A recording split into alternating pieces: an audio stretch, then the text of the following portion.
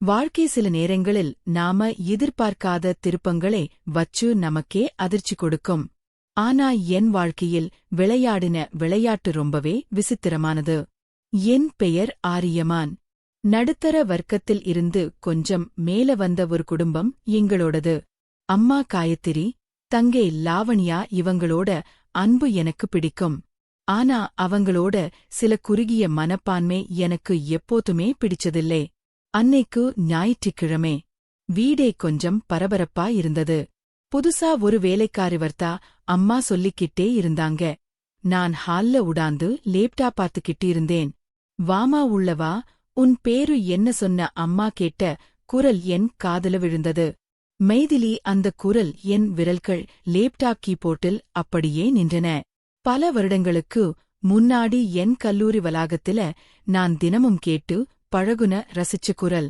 மெல்ல தலையை நிமிர்த்தி பார்த்தேன். என் நெஞ்சு ஒரு நிமிஷம் நின்னே போயிடுச்சு. தலையில பூ இல்ல, நெத்தியில பொட்டி இல்ல, ஒரு வெளிரிய காட்டன் புடவை, முகத்தில இருந்த அந்த பழைய துள்ளல் காணாம போய் ஏதோ ஒரு சோகம் குடிக்கொண்டிரு. ஆனா அது அவளேதான். என் காலேஜ் கிளாஸ்மேட் மைதிலி.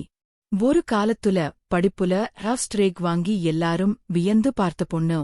மைதிலி. நீ என்னை அறியாம நான் எழுந்து அவகிட்ட போனேன். அவள் என்னை நிமிர்ந்து பார்த்தாள். அவளுடைய கண்கள் அதிர்ச்சியிலும் பின் குற்ற உணர்ச்சியிலும் சுருங்குவதை நான் கவனித்தேன். சட்டென்று தலையை குனிந்து கொண்டாள். டே ஆரியமான், உனக்கு இந்த பொண்ணே தெரியுமா? அம்மா ஆச்சரியமா கேட்டாங்க. அம்மா, இவ என் கூட காலேஜ்ல படிச்சவமா மைதிலி. உனக்கு என்ன ஆச்சு? ஏன் இந்த கோலத்துல இருக்க? உன் கணவர்? என் பதற்றமான கேள்விகள் அவளை இன்னும் சுருக்கமடைய செய்தது. அவன் இறந்து 2 வருஷம் ஆகுது தம்பி. இப்போ இவ அநாத வேலை தேடி வந்தா, நான்தான் கூட்டிட்டு வந்தேன் என்று பக்கத்து வீட்டு மாமி முந்திக் கொண்டு பதில் சொன்னாள். என் கண்கள் கலங்கிவிட்டன. மைதிலி என் தோழி. இன்று என் வீட்டில் வேலைக்காரியாக மைதிலி எங்க வீட்டில் வேலைக்கு சேர்ந்து 1 வாரம் ஆகிருந்தது. நான் அவளிடம் பேச எவ்வளவோ முயன்றேன். ஆனால் அவள் என்னை எப்போதும் தவிர்த்தாள். மைதிலி. காப்பி நல்லா இருக்கு. காலையில நீ கொண்டுவர லஞ்ச் பாக்ஸ் ஞாபகம் இருக்கா? ஒருநாள் டைனிங் டேபிளில் அவள் காப்பி வைக்கும்போது இயல்பாக கேட்டேன். அவள் பதிலே பேசாமல் பாத்திரங்களை எடுத்துக்கொண்டு சமையலறைக்குள் ஓடினாள். ஆரியமான். என்னடா பேச்சு அது? வேலைக்காரிக்கிட்ட எதுக்கு பழைய கதை எல்லாம்? அவளுக்குன்னு ஒரு எல்லை இருக்கு. அதை தாண்டி பேச வைக்காத. சோபாவில் அமர்ந்திருந்த அம்மா சத்தமாக சொன்னாள். அம்மா, அவ என் கூட படிச்சவ. ஏதோ சூழ்நிலை அவளை இந்த நிலைக்கு தள்ளி இருக்கு. அவகிட்ட கொஞ்சம் மனிதாபிமானத்தோட பேசக்கூடாதா என்றேன் ஆதங்கத்துடன். மனிதாபிமானமாவது மண்ணாங்கட்டியாவது ஒரு விதவை வீட்டுக்குள்ள இருக்கிறதே எனக்கு பிடிக்கல. இதுல நீ அவகிட்ட வழியறது நல்லாவே இல்லே. உள்ளே இருந்து வந்த என் தங்கே லாவண்யா விஷத்தை கக்கினாள். லாவண்யா, வாயை மூடு என்று நான் கத்தினேன். மைதிலி சமையலறையில் நின்று அழுது கொண்டிருப்பது எனக்கு தெரிந்தது. என் குடும்பத்தின் இந்த மோசமான குணம் எனக்குள் ஒரு பெரிய வெறுப்பை உண்டாக்கியது. அவளை அவர்கள் நடத்தும் விதம், ஒரு மனுஷியாக கூட மதிக்காமல் அடிமை போல நடத்துவது என் இரத்தத்தை கொதிக்க வைத்தது.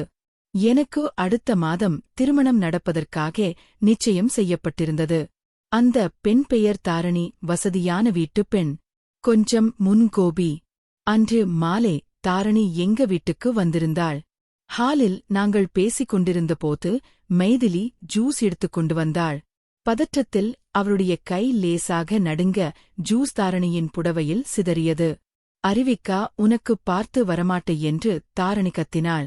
சாரிங்க தெரியாம. மைதிலி முந்தானையால் தாரணியின் புடவையை துடைக்க முயன்றாள். தொடாதே என்னே, ஏனி உன் துர்த்திஷ்டத்தை என் மேல ஒட்ட வைக்கிறியா என்று தாரணி அவளை பிடித்து தள்ளினாள். மைதிலி கீழே விழப்போனாள். நான் சட்டென்று பாய்ந்து அவளை கையை பிடித்து தாங்கினேன். அவளுடைய கண்கள் பயத்தில் கலங்கியிருந்தன. நான் அவளை மெதுவாக நிமித்தி நிறுத்தினேன். அவ்வளவுதான். தாரணியின் முகம் மாறியது. அம்மாவும் லாவண்யாவும் அதிர்ச்சியோடு பார்த்தார்கள். என்ன நடக்குது இங்க? தாரணி என் முகத்தை பார்த்து கத்தினாள். ஒரு வேலைக்காரி விழப்போனா நீ ஏன் துடிச்சுப் போய் ஓடிப்பிடிக்கிற? ஆரியமான், எனக்கு என்னமோ இவன் மேல உனக்கு வேற ஏதோ அக்கறை இருக்கிற மாதிரி தெரியுது என்றாள். தாரணி, நாவடக்கம் தேவை, அவ என் காலேஜ் தோழி. அந்த மரியாதையில்தான் செய்தேன் என்றேன். கோபமாக, தோழியா இல்ல உன் பழைய காதலியா? ஒருவிதவே மேல உனக்கு ஏன் இவ்வளவு பாசம்? இவ இந்த வீட்ல வேலைக்காரியா மட்டும்தான் இருக்காளா, இல்ல வேற எதுவுமா? தாரணியின் வார்த்தைகள் அசிங்கமாக இருந்தன. தாரணி, நிறுத்து என்று நான் சத்தமிட்டேன். ஆனால் அம்மா தாரணியை சமாதானப்படுத்த முயன்றாள். அன்று விழுந்த சந்தேக விதை ஒரு பெரிய ஆலமரமாக வளரத் தொடங்கியது. திருமண நாள் வந்தது. மண்டபம் பரபரப்பாக இருந்தது. மனமே இடையில் நான் பட்டுவேஸ்ட் சட்டையில் அமர்ந்திருந்தேன். தாரணி மணமகள் கோலத்தில் வந்தாள். அனைத்தும் சுமூகமாக நடப்பது போல் தெரிந்தபோது தாரணியின் தோழி ஒருத்தி தாரணியின் காதில் ஏதோ ஓதினாள். தாரணி சட்டென்று மேடையில் எழுந்து நின்றாள். இந்த கல்யாணம் நடக்காது. அவள் குரல் மண்டபம் முழுக்க எதிரொலித்தது. என்னம்மா ஆச்சு? எல்லாரும் பதறினார்கள். இங்க பாருங்க, கல்யாண மண்டபத்துக்கு வெளியில அந்த லட்சணம் இல்லாத வேலைக்காரி மைதிலி நின்னுகிட்டு இருக்கா. அவளை எதுக்கு இங்க வரவழைச்சீங்க? ஆரியமான், நீ இன்னும் அவள மனசுல வச்சுக்கிட்டுதான் என்ன கல்யாணம் பண்ணிக்க போறியா? எனக்கு இந்த கல்யாணம் வேண்டாம் என்று தாரணி கூச்சலிட்டாள். மைதிலி மண்டபத்தின் ஒரு மூலையில் யாருக்கும் தெரியாமல் அழுது கொண்டே நின்றிருந்தாள். அவளை என் அம்மா இழுத்து வந்து எல்லார் முன்னாடியும் திட்டத் தொடங்கினாள். சண்டாளி, என் பையன் வாழ்க்கையை அழிக்கவே வந்தியாடி என்று என் அம்மா அவளை அடிக்க கையே ஓங்கினாள். நிறுத்துங்க, என் பொறுமை எல்லை தாண்டியது. நான் மேடையை விட்டு கீழே இறங்கி வந்தேன். மைதிலியின் கண்கள் நான் குற்றவாளி இல்லை என்று கெஞ்சுவது போல் என்னை பார்த்தன. அவளுடைய அந்த ஒற்றை பார்வை எனக்குள் ஏதோ ஒரு பெரிய மாற்றத்தை ஏற்படுத்தியது. இத்தனை நாட்களாக அவளுக்காக என் நெஞ்சில் இருந்த பரிதாபம், பாசம் இன்று ஒரு புதிய வடிவம் எடுத்தது. நான் தாரணியை பார்த்தேன். சந்தேகப்படுற உன் கூட வாழறதை விட சாகலாம். கல்யாணம் நின்னு போனது எனக்கு சந்தோஷம்தான். அப்படியே மைதிலின் கையை பிடித்தேன். அவளுடைய கை பனிக்கட்டி போல் குளிர்ந்திருந்தது. அம்மா, இவள வேலைக்காரியா வச்சு அசிங்கப்படுத்துனீங்கள. இனி இவ இந்த வீட்டுக்கு மருமக. மைதிலி, கழுத்தை காட்டு என்று சொல்லி மணமேடியில் இருந்த மாங்கல்யத்தை எடுத்து அவளுடைய கழுத்தில் கட்டினேன். மண்டபமே ஸ்தம்பித்தது. மைதிலி அதிர்ச்சியில் உறைந்து போனாள். நாங்கள் வீட்டுக்கு வந்தோம். அம்மா கதவை பூட்டிக் கொண்டாள். லாவண்யா எங்களை உள்ளே விட மறுத்தாள்.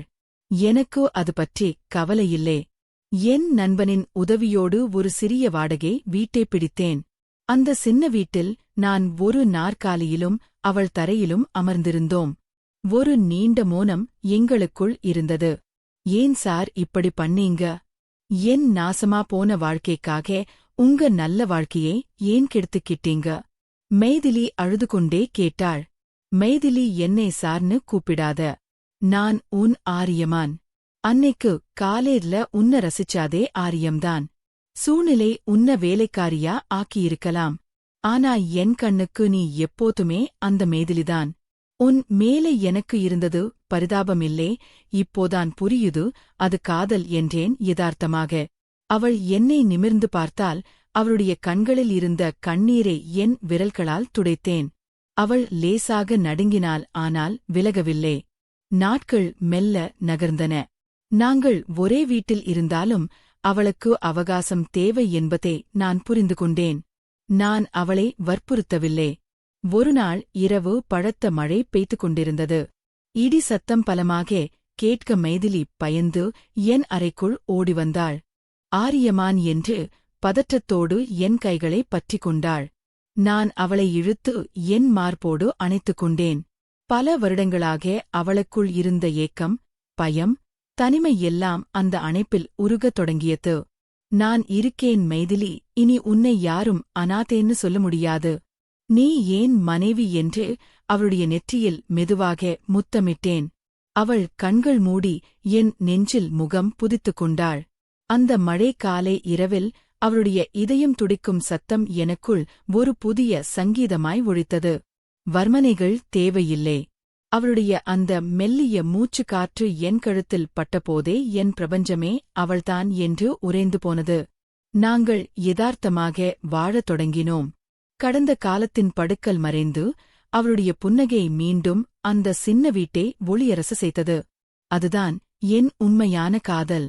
வாழ்க்கை அதோடு இயல்பான வேகத்தில நகரத் தொடங்கிச்சு. மெய்திலியோட முகத்துல இப்போ அந்த பழைய பயம் இல்லே.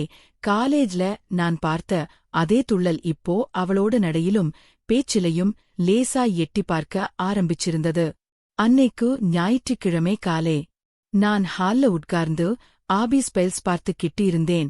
சமையலறையில் இருந்து தாளிப்பு சத்தம் அதோட சேர்ந்து மைதிலியோட மெல்லிய குரல்ல ஒரு பழைய பாட்டு கேட்டுச்சு. பேப்பர கீழ வச்சுட்டு மெல்ல சமையலறை வாசல்ல போய் நின்னேன். தலைமுடியே உச்சு முடிச்சு போட்டு நெத்தியில ஒரு சின்ன குங்கும பொட்டோட ரசம் கொதிக்கிறத அவ பார்த்துக்கிட்டு இருந்த விதம் எனக்குள்ள ஏதோ பண்ணுச்சு. பின்னாடி வழியா போய் அவளோட இடுப்பை லேசா வளைச்சு பிடிச்சேன். ஆரியமான், என்ன இது, கையை விடுங்க, யாராவது பார்க்க போறாங்க. அவ பதறிப்போய் என் கையை விளக்க பார்த்தா. யார் பார்க்க போறா? இது நம்ம வீடு. இங்க நானும் நீயும் மட்டும்தான் இருக்கோம். அவளோட தோல்ல என் முகத்தை வச்சுக்கிட்டே சொன்னேன். இல்லடி, ஆபீஸ்க்கு லேட் ஆகுது. சீக்கிரம் சாப்பாடு போடுன்னு கத்துற ஆரியமான் எங்க? இப்படி ரொமான்ஸ் பண்ற ஆரியமான் எங்க? அவ சிரிச்சுக்கிட்டே என் பக்கம் திரும்பினா. அவளோட மூச்சு காய்ச்சி என் முகத்துல பட்டுச்சு. அந்த ஆரியமான் இப்போ இந்த மைதிலிக்கு அடிமையாகிட்டான் என்று அவளோட கன்னத்தை லேசா கிள்ளுனேன். அவன் முகம் சிவந்து போச்சு. அந்த யதார்த்தமான நிமிஷங்கள்ல வர்மனைக்கு வேலையே இல்லே. அவளோட வெட்கமும் என் மேல அவ வச்சிருந்த நம்பிக்கையும் மட்டுமே அந்த இடத்தை அழகாக்கிச்சு. நாங்க சந்தோஷமா இருந்தோம்தான். ஆனா எங்க சந்தோஷத்தை கலைக்க விதியும் என் குடும்பமும் காத்துக்கிட்டு இருந்தது. எனக்கு அப்போ தெரியாது. அடுத்த வாரம் ஒரு நாள் சாயங்காலம் நாங்க 2 பேரும் பக்கத்துல இருக்கிற ஒரு சூப்பர் மார்க்கெட்டுக்கு போயிருந்தோம். வீட்டுக்கு தேவையான திங்ஸ் எல்லாம் எடுத்துட்டு பில் போடுறதுக்காக கியூல நின்னுகிட்டு இருந்தோம். டே ஆரியமான் என்ற அந்த குரல் என் தங்கே லாவண்யாவோடது. திரும்பி பார்த்தேன். அவளும் என் அம்மாவும். அப்புறம் எங்க கல்யாணம் நின்னு போச்சு. அந்த தாரணி 3 பேரும் நிக்கிறாங்க. மெய்திலி அவங்களை பார்த்த உடனே சுதாரிச்சுக்கிட்டு என் பின்னாடி வந்து மறைஞ்சு நின்னா. அவளோட கைகள் என் சட்டையை பலமா பிடிச்சிருந்தது. அவளோட பயத்தை எனக்கு காட்டுச்சு.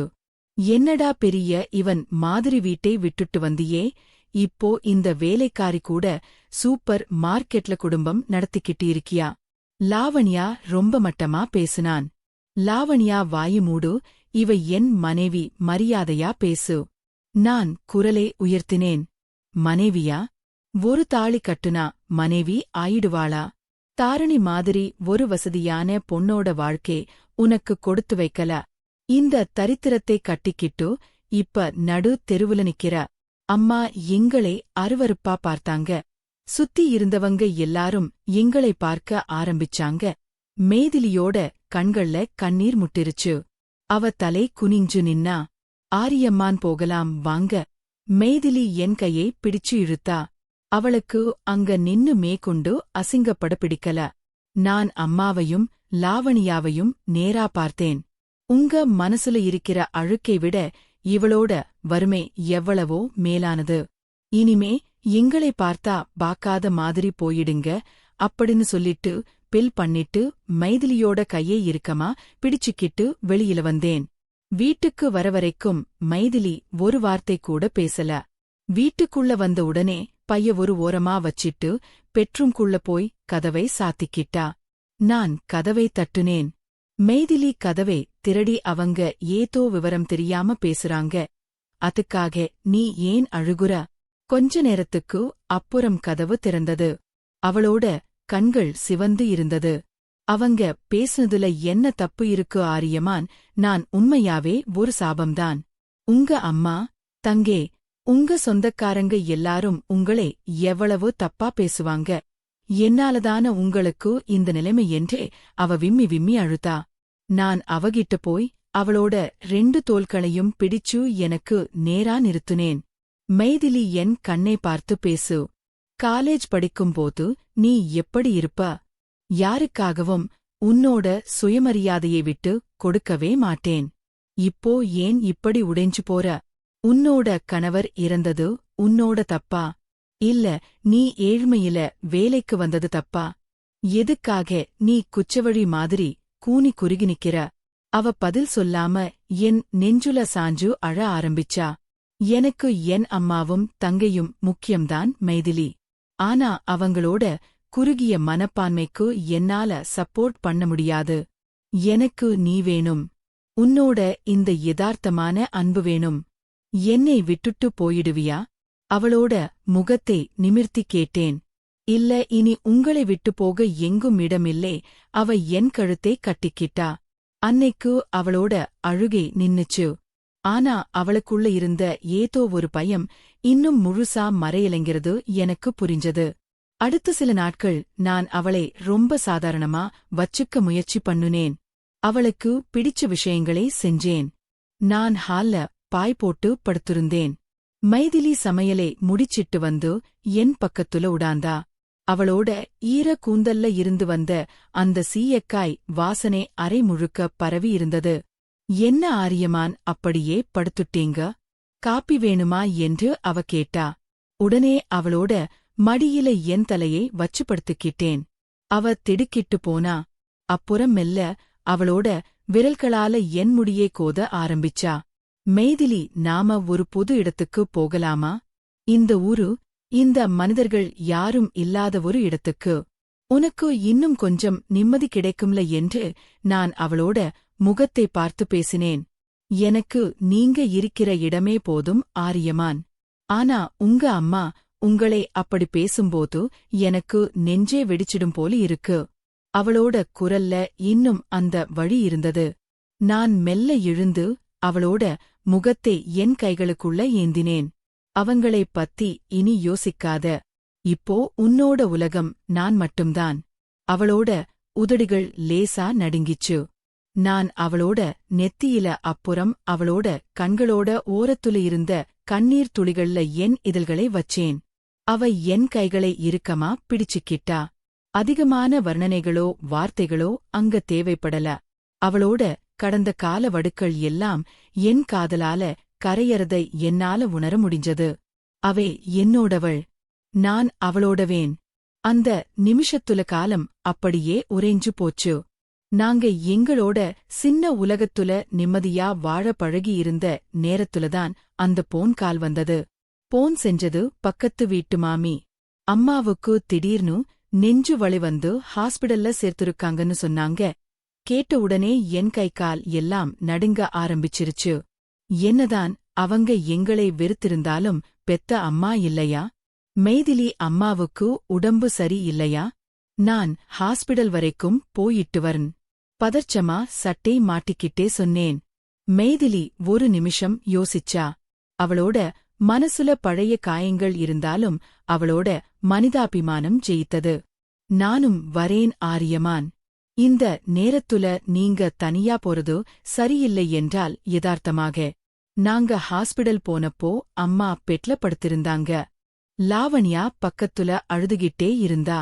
எங்களை பார்த்த உடனே லாவண்யா ஓடி வந்து என் கையை பிடிச்சுக்கிட்டா. அண்ணா, அம்மாவை மன்னிச்சிடு. அன்னைக்கு சூப்பர் மார்க்கெட்ல உங்கள அப்படி பேசுனதுல இருந்து அம்மாவுக்கு ரொம்ப குற்ற உணர்ச்சி.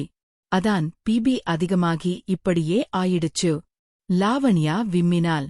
பெட்ல இருந்த அம்மா மெல்ல கண்ணை திறந்து என் கையை பிடிச்சாங்க.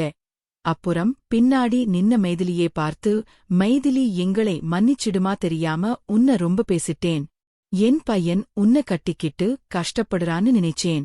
ஆனா அவனோட சந்தோஷமே நீதானு இப்ப புரியுது. எல்லாரும் ஒன்னா நம்ம வீட்டுக்கே வந்துடலாம்டா என்று அம்மா கண்கலங்கினாங்க. அம்மாவோட இந்த திடீர் மாற்றம் எனக்குள்ள ஒரு பெரிய நிம்மதியே தந்தது. மெய்திலியும் மெல்ல தலையசைத்து சம்மதித்தாள். ஆனால் அது ஒரு கொடிய நாடகம் என்பது எங்களுக்கு அப்போது தெரிந்திருக்கவில்லை. அம்மா டிஸ்சார்ஜ் ஆகி வீட்டுக்கு வந்ததும் நாங்களும் எங்களோட தின்சை எடுத்துக்கிட்டு பழைய வீட்டுக்கே குடிவந்தோம். ஆரம்பத்துல 2 நாள் எல்லாமே நல்லா நடக்கற மாதிரிதான் இருந்தது. ஆனால் நான் ஆபீஸுக்குப் போகத் தொடங்கியதும் உண்மையான முகம் வெளிப்பட்டது. நான் காலையில 9 மணிக்கு ஆபீஸ் கிளம்பினதும் வீட்டின் கதவுகள் மைதிலிக்கு சிறைச்சாலையாக மாறின. ஏண்டி, மகராசி மாதிரி உடாந்து சாப்பிடலான்னு வந்தியா? தாலி கட்டுன உடனே நீ இந்த வீட்டுக்கு ராணி ஆயிட்டியோ? போய் துணி எல்லாத்தையும் துவைச்சு போடு. அம்மா சோப்பாவில் அமர்ந்து கொண்டு அதிகாரக் குரலில் கத்தினாள். அம்மா, எனக்கு கொஞ்சம் உடம்பு சரியில்லை என்றே மைதிலி மெதுவாக சொன்னாள். உடம்பு சரி இல்லையா? நடிப்பு நல்லா இருக்குடி. என் பையனை மயக்கி வச்சிருக்கலாம். எங்களை ஒன்னும் பண்ண முடியாது. ஒழுங்கா சமையலற பாத்திரத்தை எல்லாம் தேய்ச்சிட்டு வீட்டே தொடலாவணியா அவளுடைய கையை பிடித்து சமையலறைக்குள் தள்ளினாள். மெய்திலே அமைதியாக அழுதாள். என்னிடம் சொன்னால் குடும்பத்தில் மீண்டும் சண்டை வரும். என் நிம்மதி கெடும் என்று நினைத்து எல்லாவற்றையும் சகித்துக் கொண்டாள். நான் மாலையில் வீட்டிற்கு வரும்போது அவள் தன் கண்ணீரை துடைத்துக் கொண்டு எதுவும் நடக்காதது போல் சிரித்த முகத்தோடு காப்பி கொண்டு வந்து கொடுப்பாள். அவளது கைகளில் இருந்த சிவந்த தழும்புகளை நான் கவனித்தபோது, துணி துவைக்கும்போது சோப்பு அலர்ஜி ஆயிடுச்சு ஆரியமான் என்று பொய் சொன்னாள். ஒருநாள் மதியம் ஆபீஸில் ஒரு முக்கியமான பைலை வீட்டில் மறந்து வைத்துவிட்டு வந்ததால் யாருக்கும் சொல்லாமல் திடீர் என்று வீட்டிற்கு வந்தேன். ஹால் கதவு லேசாக திறந்திருந்தது. உள்ளே இருந்து லாவணியாவின் கொடூரமான சிரிப்பு சத்தம் கேட்டது. நான் சத்தமில்லாமல் உள்ளே நுழைந்தேன். அங்கே கண்ட காட்சி என் இரத்தத்தை உறைய வைத்தது. மைதிலி தரையில் அமர்ந்து அழுது கொண்டே லாவணியாவின் கால்களை அமுக்கிவிட்டுக் கொண்டிருந்தாள்.